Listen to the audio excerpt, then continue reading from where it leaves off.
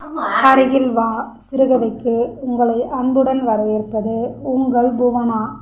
வாங்க கதைக்குள்ளே போகலாம். நான் சொல்கிறத கேளுங்க. பூ வேண்டாம், இறங்கி கீழே வாங்க. அனன்யா கத்திக்கிட்டே இருக்க தேவா பாய்ந்து பூவை பறித்து விட்டான். அனன்யா, ஐ காட் இட் சொல்லிக்கிட்டே தேவா திரும்ப அங்கே அனன்யா இல்லை. அனன்யா, அனன்யா கத்திக்கிட்டே தேவா பூவை எடுத்துக்கிட்டு ஓடி வர சுற்றியும் பார்த்தால் கண்ணுக்கெட்டிய தூரம் வரை அனன்யா தென்படவில்லை. அனன்யா இந்த ஒரு நிமிஷத்தில் எங்கே போயிருப்பா? இருட்டத் தொடங்கி விடவே தேவா பதட்டத்தோடு இந்த பக்கம் அந்த பக்கம் பார்க்க அனன்யா எங்கும் இல்லை.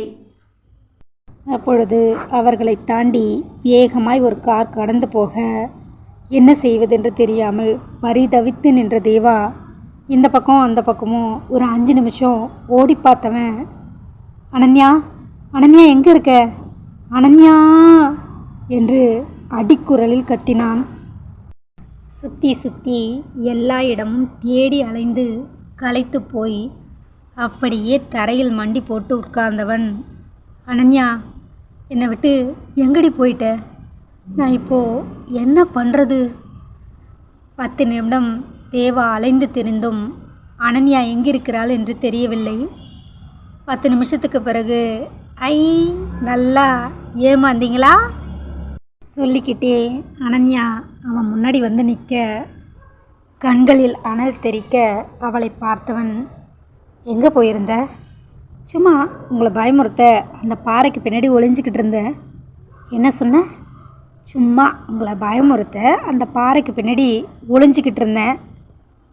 அனன்யா சொல்லி முடிப்பதற்குள் தேவாவின் இரும்பு கை அனன்யாவின் கன்னத்தில் இடியென இறங்கியது. அனன்யா துடித்து போய் கன்னத்தை பிடித்து கொண்டாள். உனக்கு கொஞ்சமாவது அறிவு இருக்கா?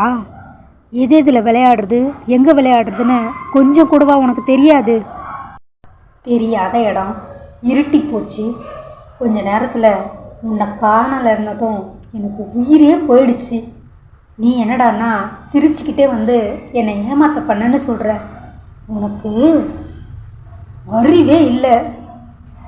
அந்த அறையை சற்றும் எதிர்பார்க்காத அனன்யா கன்னத்தில் கை வைத்து கொண்டு தேம்பி தேம்பி அழ, இப்போது நான் என்ன தப்பு பண்ணிட்டேன்னு என்னை இப்படி அடிச்சிங்க? எப்படி வலிக்குது தெரியுமா? குழந்தை போல அழும் அனன்யாவை பார்க்க தேவாவுக்கு பாவமாக இருந்தது. பின்ன நீ பண்ணது தப்பு இல்லையா? 10 நிமிஷமாக உன்னை காணாமல் எப்படி பதறிட்டேன்? ஆமாம், நான் கூட தான் சொன்னேன், அந்த பாறை மேலே ஏறாதீங்க, வழிக்கிட போகுது, இறங்கி வாங்க இறங்கி வாங்கன்னு எத்தனை தடவை சொன்னேன்? என் பேச்சை நீங்கள் கேட்டிங்களா? நீங்கள் மட்டும் என் பேச்சு கேட்க மாட்டீங்க, ஆனால் உங்கள் பேச்சை நான் கேட்கணும். இடியட், எதோட முடிச்சு போடுற? நீ ஆசைப்பட்டு கேட்டேன்னு தானே நான் அந்த பூவை பறிக்க போனேன். நான் பண்ணதும் நீ பண்ணதும் ஒன்று தான். எனக்கு ஏதாவது ஆகிட போகுதுன்னு தானே நீங்கள் பயந்தீங்க. நீங்கள் அந்த பாறை மேலே ஏறுறீங்களே, வழிக்கு விழுந்து உங்களுக்கு ஏதாவது ஆகியிருந்தா நான் என்ன பண்ணுவேன்? நான் சொன்னதும் நீங்கள் இறங்கியா வந்தீங்க? நான் சொன்னதும் நீங்கள் இறங்கி வரலன்னு, என் பேச்சு கேட்கலன்னு நான் உங்களை அடிச்சேனா? வாயில் தானே பேசினேன், ஆனால் நீங்கள் என்னை அடிக்கிறீங்க. எப்படி வலிக்குது தெரியுமா? குழந்தை போல் தேம்பி தேம்பி அழுது கொண்டே அனன்யா தன் கன்னத்திலிருந்து கையை எடுக்க தேவாவின் 5 விரல்களும் அனன்யா கன்னத்தில் பதிந்திருந்தது. அதை பார்த்ததும் தேவாவுக்கே ஒரு மாதிரியாகிவிட குற்ற உணர்ச்சியில் அவளை எடுத்து தன் நெஞ்சோடு அணைத்து கொண்டான். அவனது பிடியிலிருந்து விலகவும், என்னை விடுங்க, அடிக்கிறதோ அடிச்சுட்டு கட்டி பிடிக்கிறீங்க. அவனை பிடித்து தள்ள முயன்றாள் அனன்யா. ஆனால் தேவாவின் பிடி இரும்பு பிடியாய் இருந்தது. அவனது பிடியிலிருந்து அனன்யாவால் வெளியே வர முடியவில்லை. சரி, சாரி, நான் பண்ணது தப்பு தான், என்னை மன்னிச்சிடு. இனிமே எதுக்காகவும் உன்னை அடிக்க மாட்டேன். நிஜமா? நீ என்ன தப்பு பண்ணாலும் இனிமேல் உன்னை அடிக்க மாட்டேன். சாரி, என்னை மன்னிச்சிடு. அப்போது இப்போ அடித்ததுக்கு சரி, நீ என்ன தண்டனை கொடுத்தாலும் நான் ஏற்றுக்கிறேன். பேச்சு மாறக்கூடாது. மாற மாட்டேன். என்னை அடித்ததுக்கு உங்களுக்கு என்ன தண்டனை கொடுக்கலாம்? வேணும்னா நீ என்னை அடிச்சிரு. நான் அடித்தா உங்களுக்கு வலிக்காது, எனக்கு அது நல்லா தெரியும்.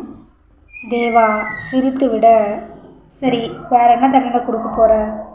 எனக்கு ஐஸ்கிரீம் வாங்கி கொடுங்க. ஏய், இந்த குளிர்லையா? ஆமாம், எனக்கு வேணும், வாங்கி கொடுங்க. சளி பிடிக்கும் அனன்யா. பரவாயில்ல, எனக்கு வாங்கி கொடுங்க. நீங்கள் ப்ராமிஸ் பண்ணியிருக்கீங்க, ஒழுங்காக எனக்கு வாங்கி கொடுங்க. சளி பிடிச்சா எனக்கு தெரியாது, அதை நான் பார்த்துக்கிறேன். எனக்கு வாங்கி கொடுங்க. சரி வா. அவளை அழைத்து கொண்டு காரில் ஏறினான். முதல் முறையாக தேவாவுக்கு அவளது குழந்தைத்தனத்தை நினச்சி பயமாக இருந்துச்சு. இவ என்ன இன்னமும் சின்ன குழந்தையாகவே இருக்கா? கடவுளே!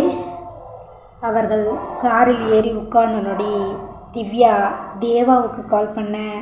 அட, திவ்யாவுக்கு கால் பண்ணுறா. சொல்லுங்கள் மேடம், எப்படி இருக்கீங்க? இப்போ தான் அண்ணன் ஞாபகம் வந்துச்சா? அப்படியெல்லாம் இல்லைண்ணா, ஹனிமூன் போயிருந்தோம். அப்படியா? எங்கே? சிம்லா போயிருந்தோம். இன்றைக்கி தான் வந்தோம். அங்கே சிக்னல் சரியாக கிடைக்கல.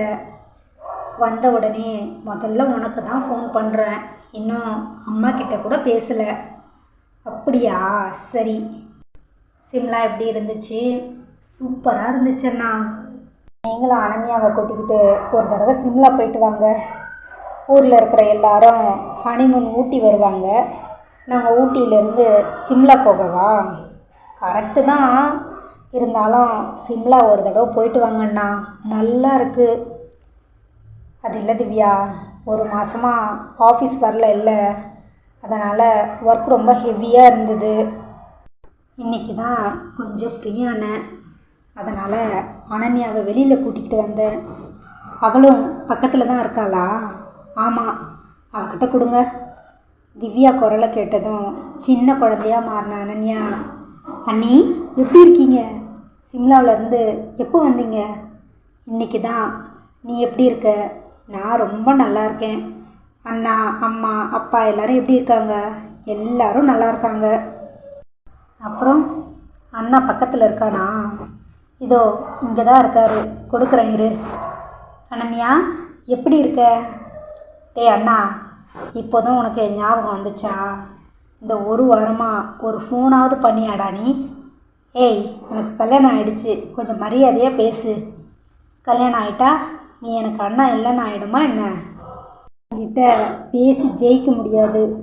பாவம் தேவா உன்னை எப்படி தான் சமாளிக்கிறாரோ. சேச்சே, அப்படியெல்லாம் ஒன்றும் இல்லை. தேவா மனைவிக்கு சப்போர்ட்டாக வர. எப்படி இருக்கீங்க தேவா? நான் நல்லா இருக்கேன் விஜய். நீங்கள் எப்படி இருக்கீங்க? நானும் நல்லா இருக்கேன். என்னடா நான் இப்படி சொல்கிறேன்னு நினைக்காதீங்க தேவா. அனன்யாவுக்கு ரொம்பவும் விளையாட்டுத்தனம் ஜாஸ்தி. அவளை கொஞ்சம் ஜாக்கிரதையாக பார்த்துக்கோங்க. எங்கள் எல்லாருக்குமே அனன்யான்னா உயிர். அதனால் சின்ன வயசுலேருந்தே நாங்கள் அவளை அதிகமாக கண்டிச்சதில்லை. நானும் அப்பாவும் அவகிட்ட ஒரு ஃப்ரெண்டு மாதிரி தான் நடந்துப்போம். நீங்கள் பயப்படுற மாதிரியெல்லாம் ஒன்றும் இல்லை விஜய். அவள் ரொம்ப மெச்சூர்டாக தான் நடந்துக்கிறா. டே அண்ணா, நான் இப்போல்லாம் ரொம்ப நல்ல பிள்ளையாக தான் நடந்துக்கிறேன். அவருக்கு சாப்பாடெல்லாம் செஞ்சு போடுறேன், தெரியுமா உனக்கு? நீ சாப்பாடு செஞ்சு போட்டியா? அதை சாப்பிட்டு தேவாவுக்கு ஒன்றும் ஆகலையா? டே அண்ணா, ஃபோனில் அடிக்க முடியாதுன்னு ஓவராக பண்ணாத. நீ ஏண்டா எனக்கு ஒரு வாரமாக ஃபோன் பண்ணல? எனக்கு நிறைய வேலை இருந்துச்சு அனன்யா. அப்படி என்ன வேலை? விஜய் சிரிச்சுக்கிட்டே திவ்யா இடுப்பை பிடிச்சி கில்ல அம்மா